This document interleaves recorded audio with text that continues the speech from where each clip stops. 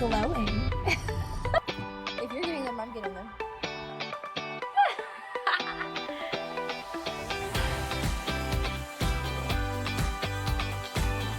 Hi, hello, and welcome to the Bookish Life. I'm Jess. And I'm Tori. Today we're going to be talking about October romance releases and just how oversaturated everything is. Literally everything is in October. And overwhelming as a reader. And very overwhelming as a reader. I'm so scared for October. Overwhelming as a reader, overwhelming as an influencer, content creator, all of the above. Because it's like, what do I want to read? What should I be reading for content? What does my followers want? Everything. What arcs did I sign up for? And now I have 5 on my Kindle due next week. Yeah. I don't do arcs that often. I don't either, but it's like every author that I'm on their arc team for, which is not a lot. Just so happens to release at the exact same time. Yeah. So we're just going to go through, I think we'll just go through some of like our top ones, our top releases that we are really excited for. Yeah. And just like the ones that we think everyone should read. I mean, I feel like there's like, how many did you do in your video? 30, you said? I have 30, that I shared on Instagram and YouTube. I left off so many. Yeah. Yeah. There's also some that when we make a video or a post like that, we see stuff after.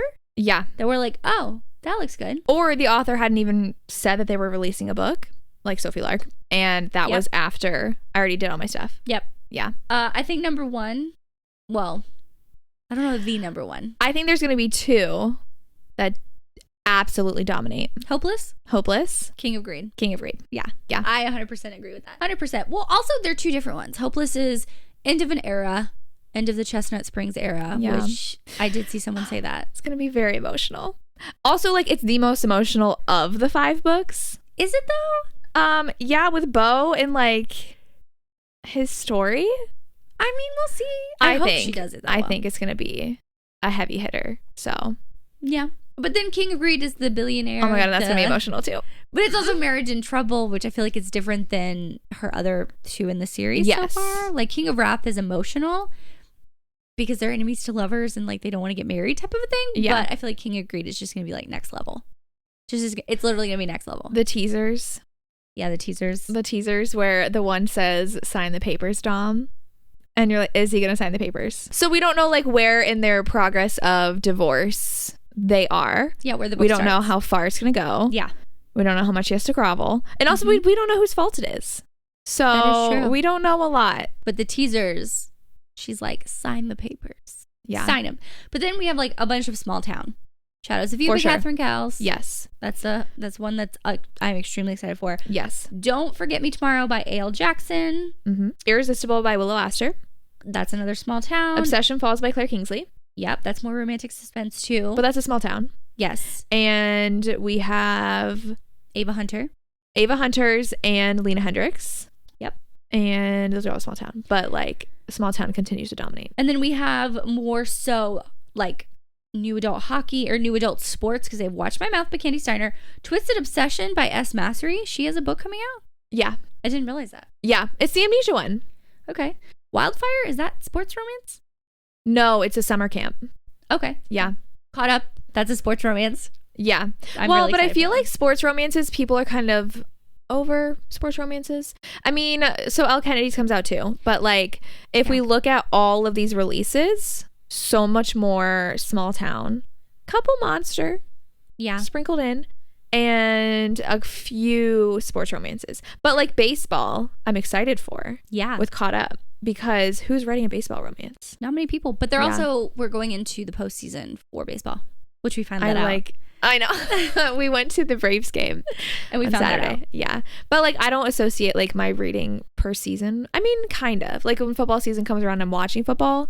Like I want to read, like we were looking up baseball romances at the baseball game because we're like, we need more. So I guess you're right. Yeah. But like a lot of seasons last really long. Like I'm thinking hockey season is like never ending. Yeah, that's true. Like they're about to start up again, but also like, I don't know, I feel like hockey, I'm kind of over hockey. Like I know Candy has her new series, but at this point I'm like, that's kind of farther down on my list. Yeah. Unless she starts marketing it. I wouldn't say better because she is, but just market it in a way that's like makes me hype for it. I would say like once I start seeing people read it. Yeah. And then I'm like, oh, they're like loving it. Yeah. But I really did like the first book in that series. It was okay. I really liked it. It wasn't my favorite. So I am excited. But like you said, like hockey's like, yeah, that's good. But like I'm in my romantic suspense era right now. Yeah. And I want to read all the romantic suspense. So Catherine's going to deliver on that. Claire Kingsley's going to deliver on that. A.L. Jackson already has suspense. I'm 20% into my arc of that one. Yeah. And it has suspense. Because it's like October. I'm not like, ooh, give me sports romance. Yeah. I'm like, give me romantic suspense, spooky. Yeah. But also I think like there's how many books coming out in October? What can the average reader read? Like how many books in a month does the average reader read? 10? We are not average. No. I know we're not the average reader. We are not average readers. But like my average reading now is like 16 books a month. Same. When it used to be 30 plus. Same. So, which I'm not mad that I've cut down on my reading. I've just been like busier and I haven't been able to like listen to as many audiobooks. But I feel like it's frustrating for as a reader not being able to read everything I want to. But it's also frustrating as a content creator, yes, an influencer trying to come up with new recommendations, also trying to stay on top of new releases because on top of these October releases, I haven't even gotten to some of the September releases. So that is another big thing where I'm like, what the hell is happening? Like how am I supposed to do this? Like how I want to do a hyped video reading new releases. Like are they worth the hype? Are these new releases worth the hype? But like there's so many that are hyped up. I'm like, I can't fucking read 10. Yeah. I can't. My video would come out in November, then it'd be fucking pointless. Like how might break it up at the beginning of the month, end of the month? I don't know. Like I would just put my TBR completely aside. But and then also, do those hyped reads need my hype? Like everybody's gonna be reading Elsie and Anna's books. I want to be reading those too, but like for my content, do I need to be creating a video that says, oh, go read Elsie's new book? Yes, they already are. Like, you know, instead of picking up the lesser known authors and wanting to read their new releases to give as a recommendation. So like Brittany Cherry, I feel like she just announced that she was having a book coming out, which is fine and dandy. And I'm so excited because I didn't really like the last book that she read, but I'm still a fan of her writing. So I want to pick up when she comes out with a book.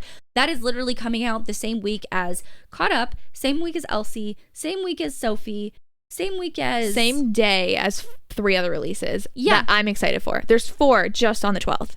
And then Elsie's on the 13th and Sophie's on the 13th. Yeah, and then you have Caught Up on the 10th, which some people will definitely still be reading that. 2 days later, yes. And I'm like, that is going to be completely covered up. Not only because of the way she marketed it, that she dropped it in the middle of when everyone else already had their release date set. So she's like, oh, I guess I'll just choose this date. Whether she had that planned or not, she just never announced it. It's going to be swallowed up. So I'm like, okay, as a content creator, do I read that one to make people like to see if it's good enough? Right. To start recommending and be like, no, this is the rec you need to read. Right. Or do I just say, fuck that and read Hopeless because that's been a hyped book that's been on my radar well before she even announced, Brittany Cherry announced her that she was coming out with the book. I don't know. Same thing with Sophie. Sophie dropped this fucking book. I'm releasing a book. And one, it's not even in the same realm as some of these other books. It's more spooky. What is it called? Grimoire? Grimstone, which is probably gonna be more spooky, more atmospheric, which is personally what I'm in the mood for right now. Like at this moment, I want to pick up spooky, witchy reads, that type of darker, not dark romances, but darker books because it's October and it's fall and that's just what I want to read. But she just dropped this out of nowhere and I'm like, well, you didn't even hype it up. I have, your number 15 say on the list right now. Out of the 30 that I have that I want to read this month. So it's like, as a content creator, what the fuck am I supposed to do? Like what do I do? You're really stressed. I'm really stressed. I'm overwhelmed. But if I post a poll, which I might do, the popular one's going to win though. Well, yeah, I have to choose one, but what if it's like a 60-40 thing?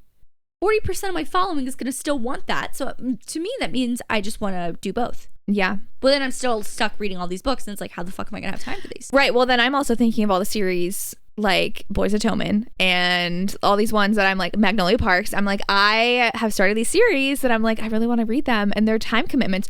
We're super into Hermione fan fiction right now. We don't have time. Yeah, like we literally need to dedicate all of our reading to these new releases. I have Hermione fanfic downloaded that I really want to read. One, that's just for a pleasure read for me because that's just what I want to read and that's what I'm in the mood for. But at the same time, I can't just continue recommending those on my channel as a content creator. Do you know what I mean? Like, I mean, you can. It's your channel, do what you want. But you have to think of your audience and what they want. Yeah. And having fresh new content for people. Yeah. Like I always want, I know people watch me, they watch you for your opinions on books. Yeah. Right? Of course they watch us because they love us. Obviously they wouldn't be subscribed. And they want to see what we're doing in our lives, but also at the same time, they want to see what we're reading and how we feel about it. Yeah. So if I read Hopeless and it's absolute trash, they're going to want to know that. I'm going to be defeated on the inside if it is. I don't think that's going to happen, but But you know, I keep thinking of Elizabeth O'Rourke. The Summer We Fell was amazing 5-star read for me. So angsty, so amazing. But I wanted to pick it up, and then the people who read it really early on said that it wasn't that great. And now I'm like, that's a new release that I look to other for the Summer We Fell. The next the book new one. Okay, yeah, whatever the next book in that series. The Summer was. I Saved You. Yes, people were saying that one wasn't good, so I just skipped it. I didn't even read it. And that's not on my radar. The same exact thing is going to happen. I think arcs are going to be so important for these releases. Yeah. Because if people are reading them and they're like, well, it was fine. Am I going to read a fine book? Or am I going to read something else I'm really excited for that I think has the potential of being really good with 30 plus romances on the horizon? Yeah. But we are seeing so many good reviews already. Yes. Like, we have seen a lot of people starting Madison's arc. I am so excited for that one. I almost said good girl. Good game. Good game. And so many people are already like obsessed. Yes. And that's like, okay, I have to read that immediately. Yeah. I mean, I do have an arc sitting on my Kindle, so I'm very excited. You forgot. Yes. It's fine. Yes. But also, you said you saw someone loved A.L. Jackson's book, and that got you really excited for it. Yeah. So once we see these like amazing reviews start rolling in, you've seen 4 5-star reads for Hopeless. Yep. Like, I'm going to pick that up if I see 4 people giving it 5 stars. Yeah, but at the same time, does my followers even want to see me talk about it? I guess they want to see if I loved it, why I loved it, and if I didn't like it, why I didn't like it. So I guess it's both. But you also have to balance, do I want to read a 5-star read, or do I want to read something and that could be the potential to have a 5-star read? I'm always going to choose one that I think that's going to be a 5-star read for me personally. Right. That's just a personal. What do you prioritize, your own enjoyment or what you think your followers would want content-wise? But also what they would want my opinion on. Like, I feel like because Madison is a content creator and this is her first published book, people want to know what it's going to really be like. And she's a friend of ours. And I'm going to be a little bit biased. I am extremely excited, one, because I'm just so happy for her. So I feel like, I don't know, like, I feel like my opinion might be swayed just because I love her so much. I'm going to try go into it thinking, like, critically, but I feel like when I try and do that, I just get so wrapped into, oh my God, I'm so excited for her. Oh my God, she's writing a fucking book. Like, you know what I mean? Like, this, I think of it as like a debut author. Yeah. Because that's what she is. Yeah. As well as it's a friend. So I don't know. Yeah. I feel like that one I know I'm going to be biased for. So what are your top 5? You will like, absolutely, these drop, I am going to be reading them. Hopeless, King of Greed, Madison, good game, Madison's book for sure. Shadows of You, obviously. Yeah. And then I really want to read A.L. Jackson's book. I really, really do. Just because the way, it's either that one or Caught Up. Because for A.L. Jackson's book, I tried to read the first book in the series. I had an ALC of it, but I DNF'd it, and I told them I DNF'd it, and I felt extremely bad because it was the first time I ever got any PR package from them. I was excited to try it out, but I wasn't in the mood to read small town romance like at that moment. So, and I told her that. I was like, it's not the writing, it's not anything. It's just I'm not in the mood for this right now, and I'm not going to be able to get to it before release. I'm so sorry. And they were like, it's fine, it happens. Like, they were understanding, but part of me now is like, well, you won't get an ALC for this fucking book coming out. And I'm so excited because since the moment that cover dropped with the tattoos, the way that they're holding each other, everything about that cover immediately drew me in. And she's been posting aesthetic pictures on Instagram and reels, and he rides a motorcycle, which is my shit. And it's a childhood friends to lovers, which is one of my all-time favorite tropes. It is a single mom. Yeah. I love a single parent, anything. And I'm just like, I'm so fucking ready. There is romantic suspense. Yes. Just so like go unknowing. I know you and romantic suspense. Yeah, and Catherine is the only one that I can like tolerate with romantic suspense because it's not really my favorite. So, but I've heard that Shadows is really, really romantic suspense, which makes me nervous because she's been like towing the fine line for me, like with all the other books. And this series is very heavily, Glimmers was a lot of romantic suspense. Way more than the Tattered and Torn series. And that one that series is my favorite because it like is a fine line for me, but she's leaning a little bit more heavy with the romantic suspense. So it's Tattered and Torn is going to be my favorite, like just so far because we're already in the 3rd book, 4th book. But that's just a personal choice for me. It's not saying anything like she's a bad writer or anything like that. It's just because she's just your genre preference. Yeah, like she's just leaning more into that. So I'm like, okay, is A.L. Jackson going to toe that fine line now for me? So is this going to be like a 5-star read because she's doing the romantic suspense that way? Like, because she did in the first one. Like her first book had romantic suspense, but it was a lot more at the end. She sprinkled it throughout, like, oh, there's something happening. Yes. And then we're going to have the big event at the end. Yes. Which is what the Tattered and Torn series really did, I feel like. Yeah. With the Lost and Found series, she's definitely adding more romantic suspense, which I'm a huge fan of. So I've already read Shadows, and it was really, really good. And I did really love it also because of the romantic suspense. It's tied for now for my second favorite.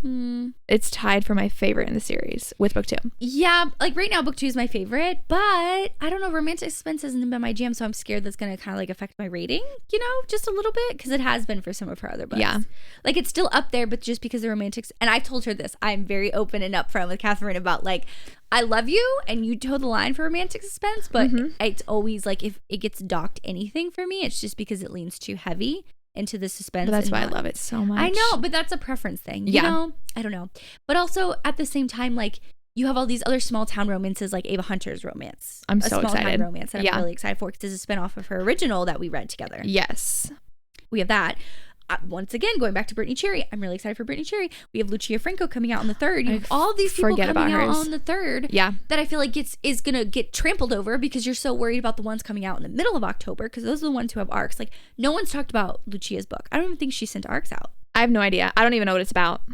It was supposed to come out in the same series that What Was Meant to Be, you know, when they did that Taboo series last year. Yeah. She had to keep pushing it. Okay. Things like kept happening. So this is like that book. So it's like a standalone. It's just Taboo. That's all I know. Taboo and Forbidden, which I do love, and I love Lucia, but I feel like it's gonna get like trampled. Well, I have 6 books coming out just on the 3rd. Okay, what are those 6? Between Love and Loathing by Shane Rose, which I think is the second a duet. Yes, the blue book is the first book. The Stars Are on Our Side by Jennifer Hartman, which is a dark romance connected to people said it's darker than Still Beating because I think she was one that was also kidnapped with them by the same guy, and I'm nervous because I've heard that the flashbacks are her romance with the person she's kidnapped with, but we know his ending.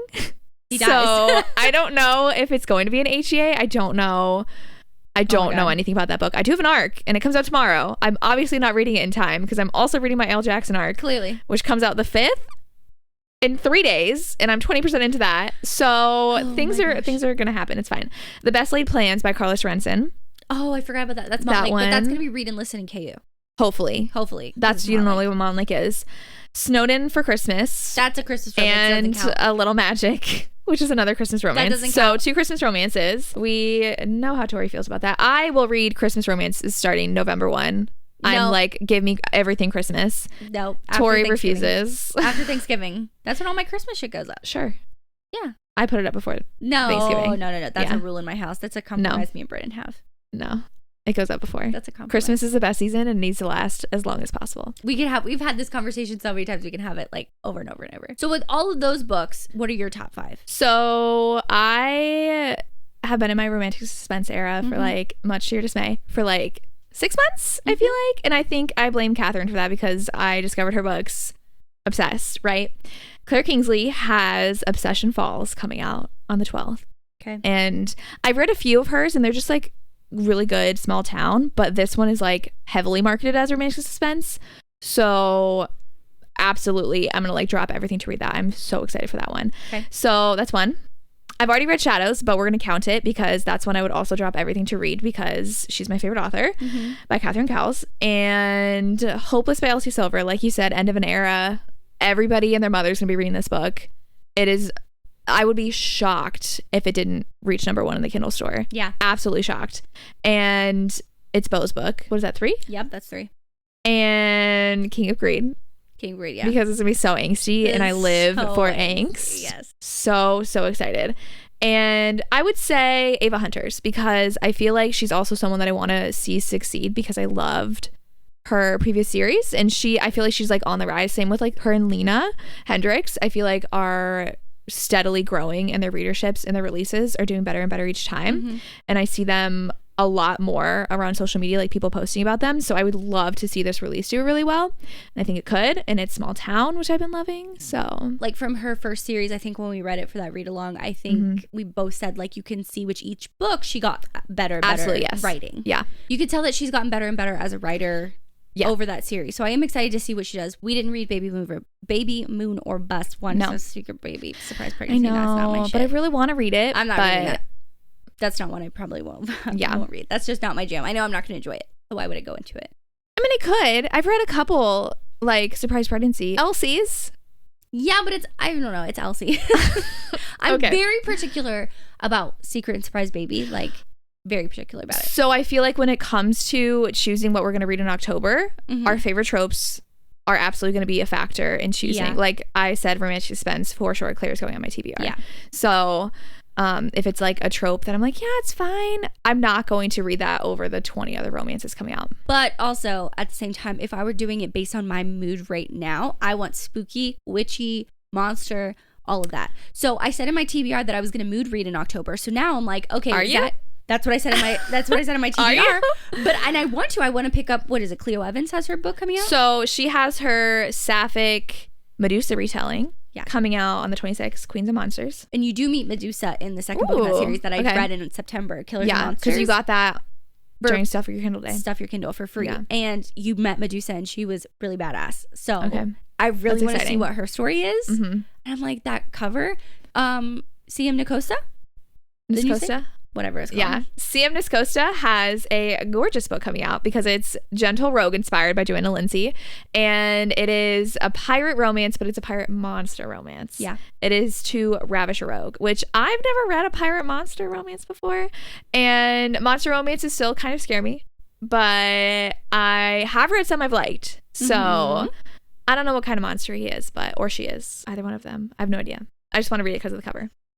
And then you have Grimstone, which is more spooky, by Sophie. Yes.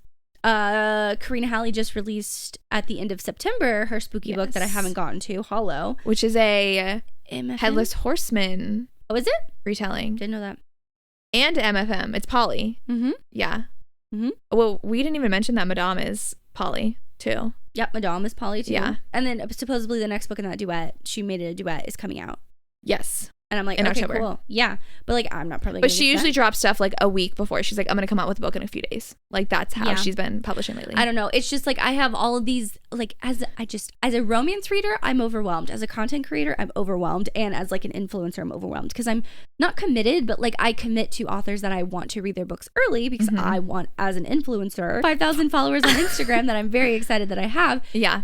Like I can influence them to read their book, and I want to do that, but also at the same time, as a romance reader, I can mood read. I get into moments where I mood read all the time. Yeah. So I'm like struggling, like, do I just lean into that and say mood reading? Like most ALC teams are like, okay, it's fine if you can't really get to it, but I do try because if I commit, I want to like commit. Yeah. You know? Yeah. That's just how I am.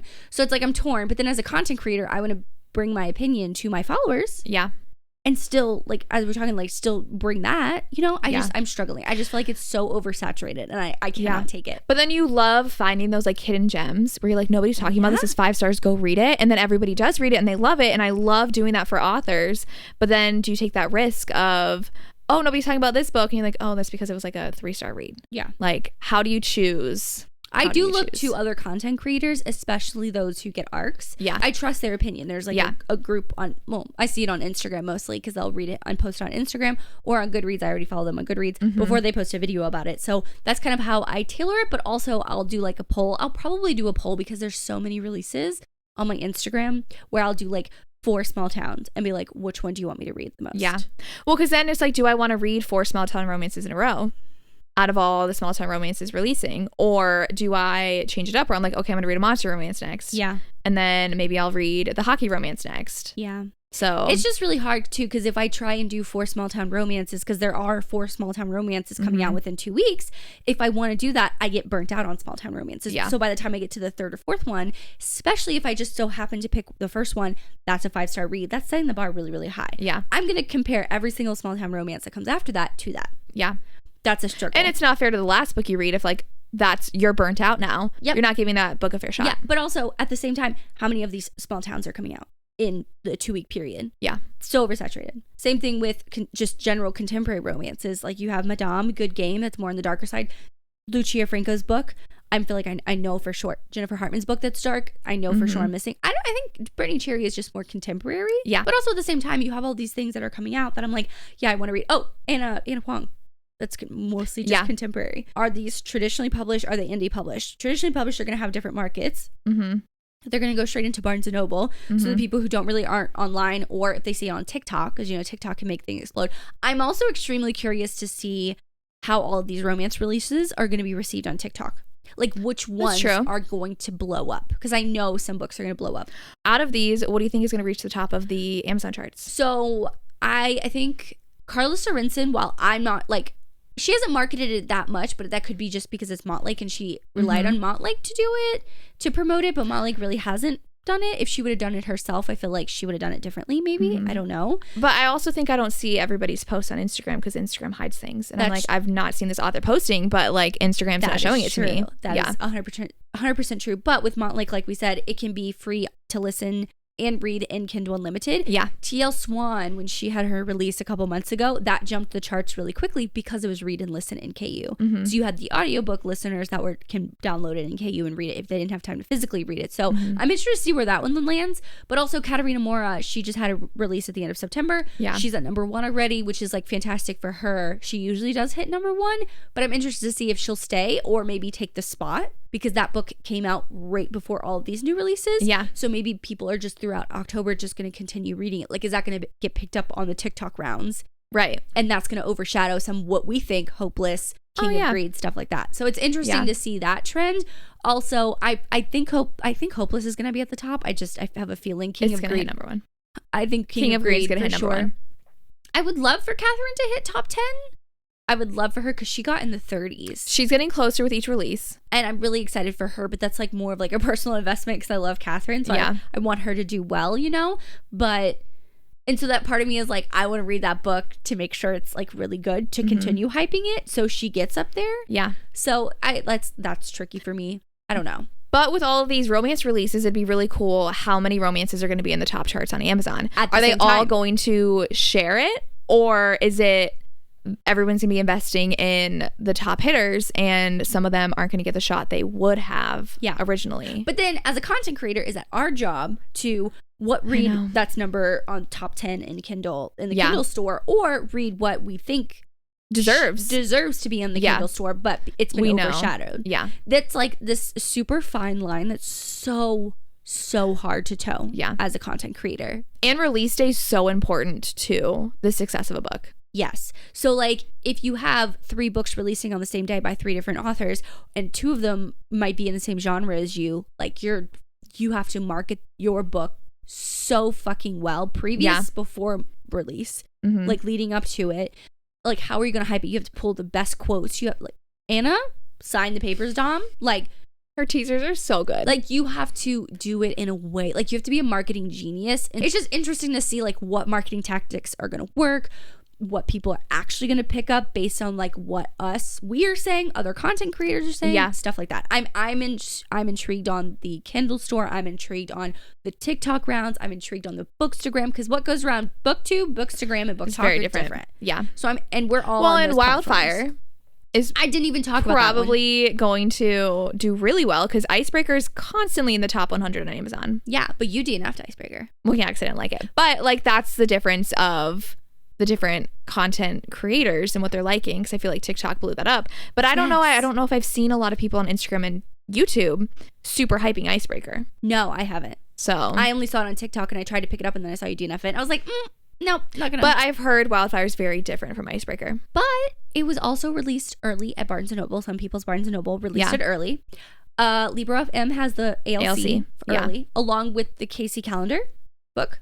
Case and Calendar. Along with Case and Calendar's book. Yes, which is a celebrity romance. Yes, celebrity romance. And I'm really excited for that. But then I have all the monster romances that, because it's literally the season for that, I want to read those and hype those up. Like, but again, you're talking about reading like 20 books.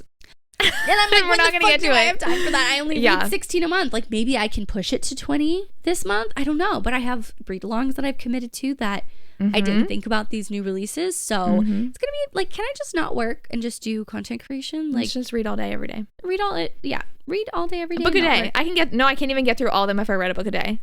Like, that's impossible. Yeah, no, you'd be 31. And there's way more than 31. Yeah. Oh my God. I don't know. I think it's just very oversaturated, but I'm also interested to see. I feel like this has been a trend where this year a lot of authors have been releasing at the same time. Not everyone, like October. I mean, but like it's common. It's like every 3 or 4 months you're releasing. So you get on the same release cycle as authors. And you set your releases so far in advance that you're not like thinking, oh my gosh, I'm releasing the same day as 10 other people. You don't know that until everybody starts announcing their release dates. And then you have to think, do I change it? Because 3 authors I know of for sure have changed their release dates already. So how do you balance that? Like, how do you make sure you're not releasing? That's impossible. Yeah. Unless you all talk, which some authors do. They're really good friends. But if you're in the same genre, you might know. Yeah. But if you're in a different subgenre of romance, you're not going to know. No. Like, you might not talk to those authors unless you just so happen to meet them or just so happen to come across something. You know what I mean? Right. But also at the same time, I feel like it's going to be interesting in February. Like, because that's going to happen again in February. Yeah. Because you get on the same cycle of releasing, and either you stay with that or you change it for the sake of having your own dedicated release day. Because it used to just be one book on this day, everyone hyped it up, everyone go read it. After a couple days, a next one comes out. But when you have multiples in the same week, it's too overwhelming. But with how many authors are writing now, I'm like, is there even a month that's like empty? Yeah. Like, there's not. But also, too, the people who moved up their release date or changed their release date, pushed it back or moved it up, is that going to hurt them? I don't know. Because they've been promoting them for so long at this certain release date. I mean, but I don't think so. I mean, people are going to still read it no matter what. But I feel like, would that mess the charts up? Because you think if you're going to hit #1 on the day that you actually release, but people think it's the next 5 days after that because that's the original release date, is that going to mess with it? I don't know. That's how my brain works. I don't think so. I don't know. That's how my brain works. I don't think so. No. I mean, like, 'cause they do a like, we all know who's changed. Like, they're very open about it. I think you get an email too from Amazon if you've pre-ordered, like, hey, the book's coming earlier. Like, I feel like there's a lot of like messaging already if something changes that most people know. I feel like this is a topic we could talk about for a very, very long time. Yeah, we were supposed to end like 10 minutes ago. But it's so interesting because you could go back and forth like so much. Yeah. And depending on who you follow, you're going to be influenced. Or if you don't follow anyone, you know, as a reader, you're just going to pick up whatever it is. Is that on the Kindle store? Is that what you see in Barnes & Noble? Right. Because all of these books that we talked about have like different areas where they, like, obviously Anna is going to be in Barnes & Noble. Right. Like, is that going to... Well, is Hopeless Bloom paperback? I don't know if they're immediately coming out. I don't know the release date of that. Yeah, I'm not sure. But it's just going to be very interesting to see. Yeah. Like, traditionally published or indie/traditional that can get into Barnes & Noble early versus just 100% indie romances, like where they're going to end up on the charts, where they're going to end up, is it going to be buried? I don't know. It's a very interesting topic. And then I'm like, okay, in February, when people start releasing their next year dates in February, will we have another, you know, talk about this same thing? Is it like too oversaturated? Like, I just think that's just the market in general. Like, and now is this the norm? Yeah.